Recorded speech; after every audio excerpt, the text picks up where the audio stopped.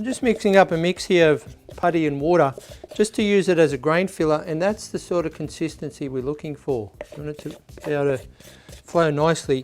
And I've got a board here on my bench and I've split it down the middle. I'm going to apply grain filler to one side and I'll leave this side nice and raw. Now as far as filling, you've got a couple of options here. You can just dip a clean rag in the mix and then wipe it across the grain. It's important to go across the grain because then that forces it down into the bottom of the grain. Or you can just tip some onto the board and just use a flat spatula and again work across the grain so you force it down into the grain. Let's have a look.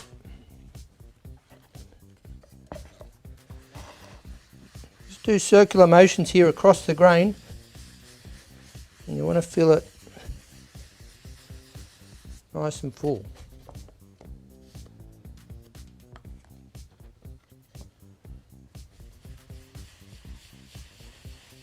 Just take your time, no rush.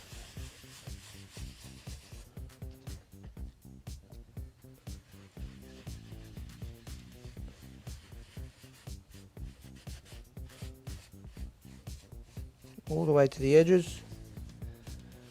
Do the end grain, why not?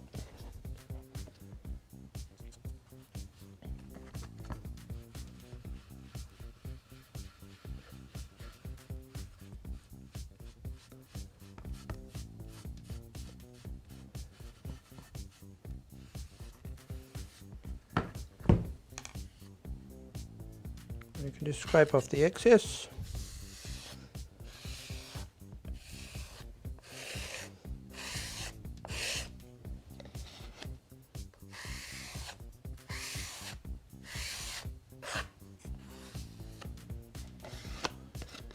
And just let that dry, and that'll be ready for sanding. And if you've mixed too much, don't worry about that. We just pour it back into the tub of putty.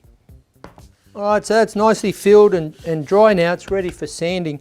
A couple of tips with sanding. Make sure you always sand with the grain. Don't be tempted to sand across the grain because you're just going to scratch the surface. And when you apply the finish, they'll just stand out like you know what.